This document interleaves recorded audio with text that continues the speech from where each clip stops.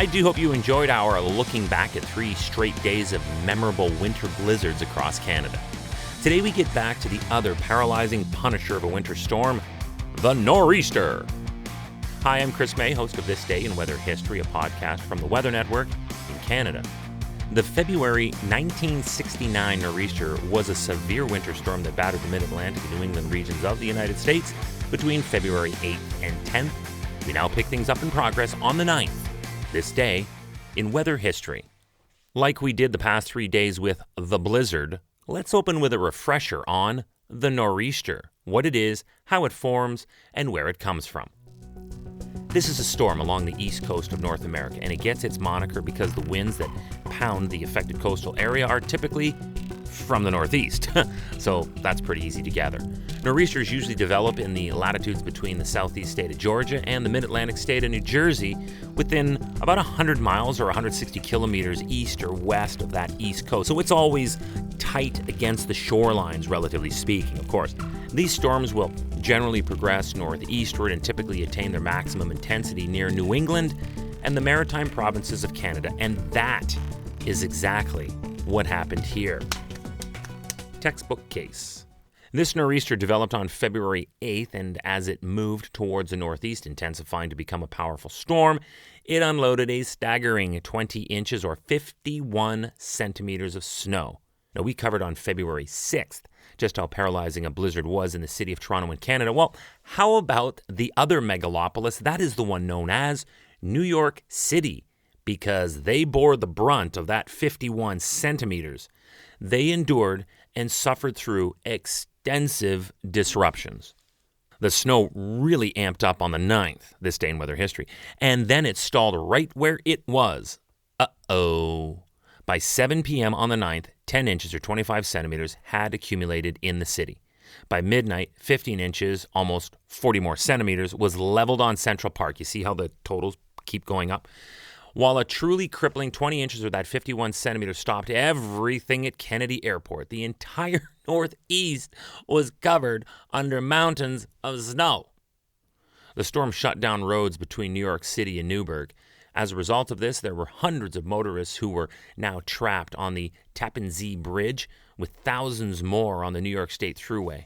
Meanwhile, at Kennedy Airport, it was almost comical. Most of the 2,000 motorists who got stuck in the deep drifts had to be lifted by airport crew to safety after many had spent up to 8 hours in their cars. Others were not so lucky. There were thousands of travelers stranded on roads and in airports all over the region, and in the end it was confirmed, sadly, 94 people died in this storm. In the aftermath, it became a political frenzy. After the city of New York awoke on the Monday, they found themselves literally frozen in time and right in place. By now, the reality had set in as to the spin-off magnitude of the event. Schools were closed, the normally clockwork reliable MTA commuter and elevated subway lines were shut down and totally inoperable. Weddings were postponed, sporting events canceled, theaters locked. Go to work? Forget about it. You risk your life even thinking about it. And this is the global hub of trade and commerce. So suffice it to say, at City Hall, it wasn't a good day either. City officials had to admit that they were thrown off by the weather report. Oh, there you go. Blame the weather person. So no one dispatched the sanitation officials to call out snow clearing crews until the Sunday night. That's not on the weatherman. Because they were already a day late and $1 short on this critical call, they therefore had not even thought yet about recruiting private contractors to help. And they desperately needed help, and they needed it right now. Sunday overtime was frowned upon, and this played into the decision-making as things were unfolding. But this was the worst storm in 18 years. Are you kidding me? Overtime is your issue? The embarrassment at the National Weather Service among their officials was palpable, as they had to admit that they had underestimated a low-pressure front racing up the East Coast while another deepening low was rolling in from the Ohio Valley. The collision was explosive, and the mix was potent, and it seemed the worst of the storm's fury was reserved for eastern and central Queens.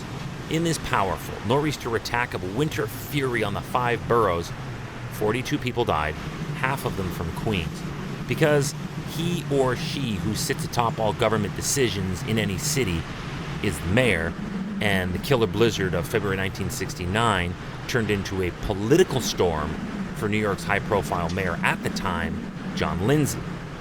That's why the papers and population went on to call it mockingly Lindsay's snowstorm. Needless to say, he hated that. This day in weather history.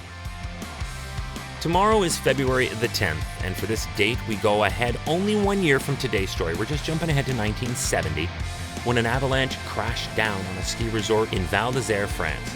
It was only back on February 5th when I chronicled the devastating series of avalanches that happened all over Afghanistan. And if you missed that day in weather history, you can always go back and catch us by subscribing to this podcast wherever you're listening to me right now. Click subscribe or follow and you'll never miss a day, and you'll have access to the archives to binge listen back to all the episodes you may have missed. So don't miss tomorrow on This Day in Weather History with me, your host, Chris May.